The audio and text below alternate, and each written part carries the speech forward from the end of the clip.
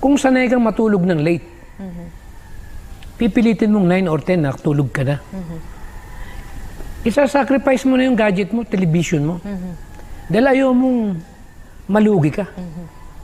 At matapos mong malaman na kailangan mo palang magkaroon ng physical activities, kung busy ka, iba-budgetin mo yung katawan mo.